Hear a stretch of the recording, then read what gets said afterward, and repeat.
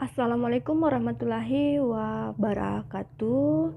Hai anak-anak, kita ketemu lagi di kelas 12 ya. Kalau tahun-tahun sebelumnya saya mengajar di kelas 10 PKN Seni Budaya.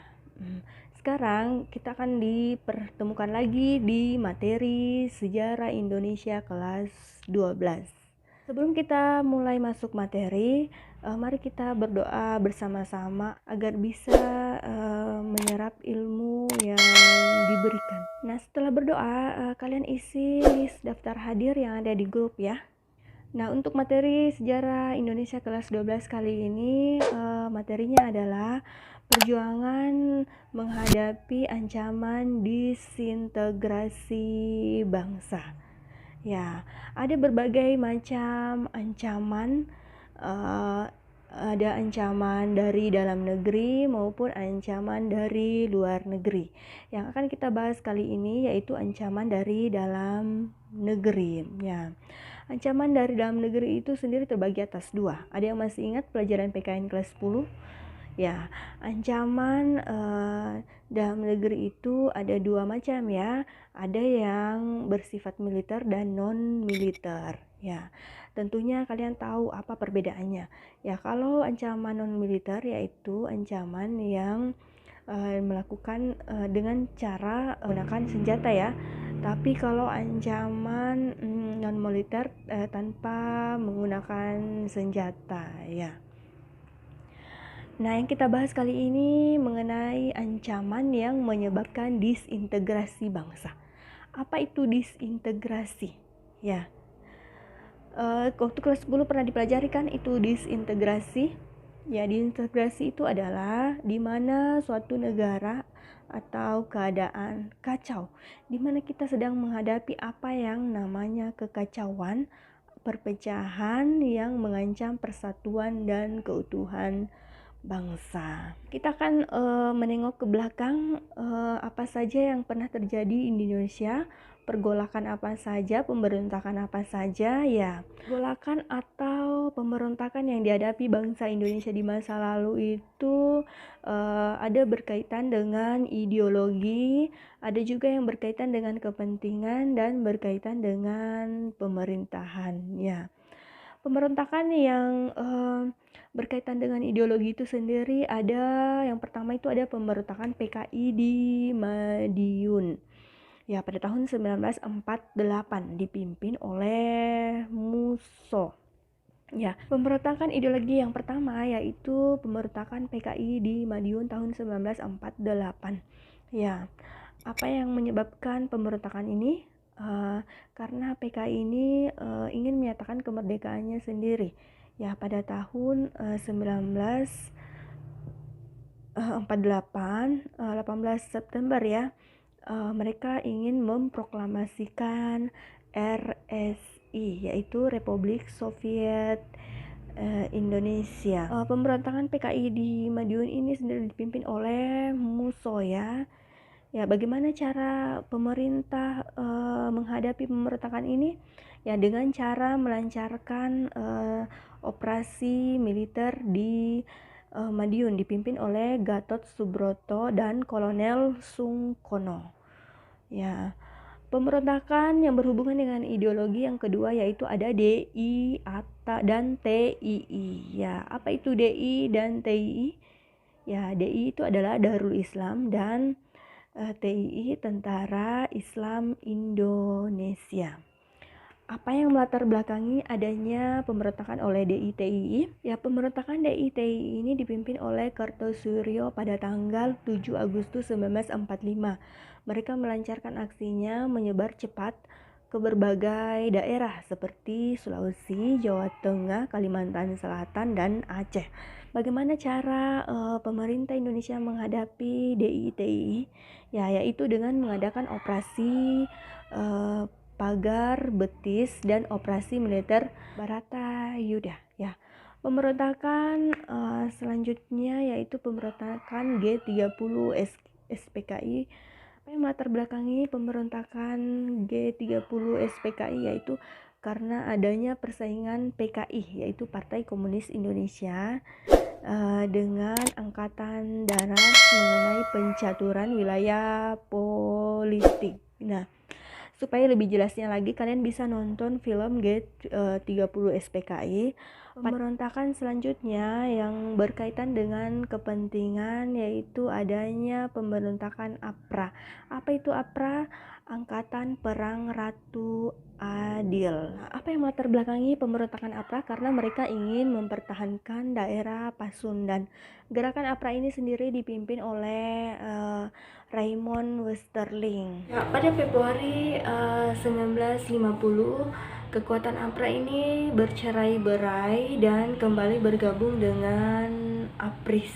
Dan selanjutnya pemberontakan yang berkaitan dengan kepentingan, ada pemberontakan RMS. Apa itu RMS? Yaitu Republik Maluku Selatan. Di mana RMS ini sekarang itu masih ada ya. Kemarin-kemarin masih menimbulkan kekacauan. Inilah yang sampai saat ini masih dihadapi oleh bangsa Indonesia. Ya, di Maluku sana masih ada sampai sekarang RMS, Republik Maluku Selatan. Apa yang melatar belakanginya adanya RMS ini? Karena adanya kebijakan NIT atau Negara Indonesia Timur yang berupaya untuk membubarkan negara-negara bagian dan menyatukannya kembali ke dalam NKRI ya. Tokoh-tokoh yang terlibat dalam RMS ini yang dulunya itu ada presidennya namanya J.H. Manhutu, kemudian ada Christian Robert, kemudian ada KNIL.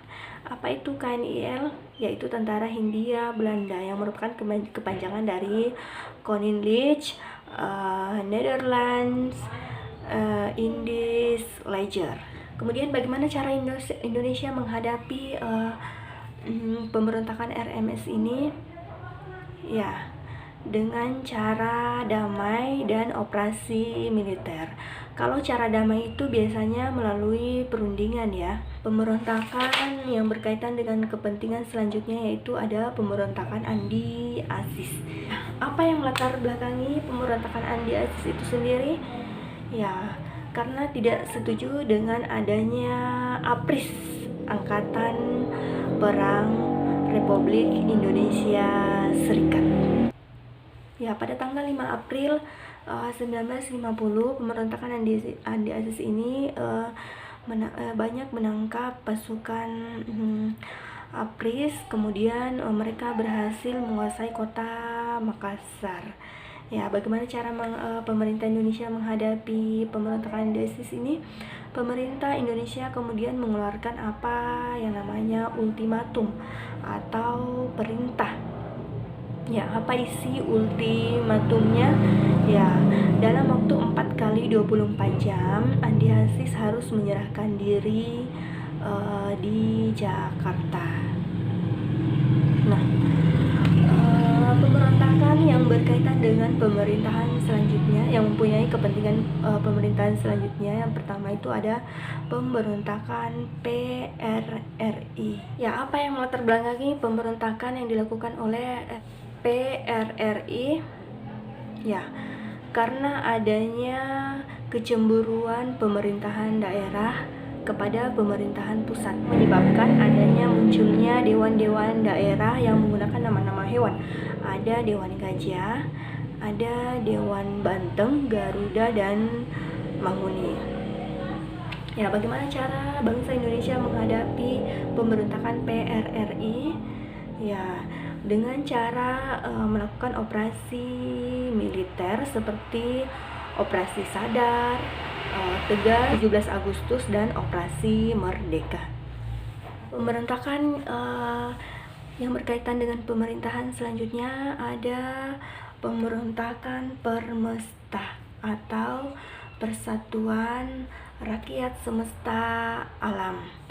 Apa yang melatar belakangi pemberontakan Permesta ini sendiri? Ya, karena adanya ketidakpuasan dengan pembagian alokasi dana ya, biaya pembangunan dari pemerintah pusat. Kemudian pada tanggal 2 Maret 1957, Venji Samuel kemudian melakukan pergolakan atau pemberontakan di Makassar pada tanggal 2 Maret 1957. Bagaimana cara bangsa Indonesia menghadapi pemberontakan Permesta ini sendiri? Ya, dengan cara operasi militer yang disebut dengan Operasi Merdeka dan Septa Marga. Ya, akhirnya pemerintah pusat mengeluarkan ultimatum lewat keputusan Presiden nomor 322 1961, isinya yaitu memberikan amnesti dan abolisi untuk orang-orang yang terlibat di Permesta ya, apabila mereka mau menyerahkan diri. Apa itu abolisi dan apa itu amnesti? Amnesti dan abolisi adalah pengurangan atau penghapusan masa tahanan kepada seseorang atau sekelompok orang ya. Jadi ya, saya kira cukup untuk materi sejarah Indonesia kelas 12 hari ini. Sampai jumpa di pertemuan selanjutnya. Wassalamualaikum warahmatullahi wabarakatuh. Bye bye.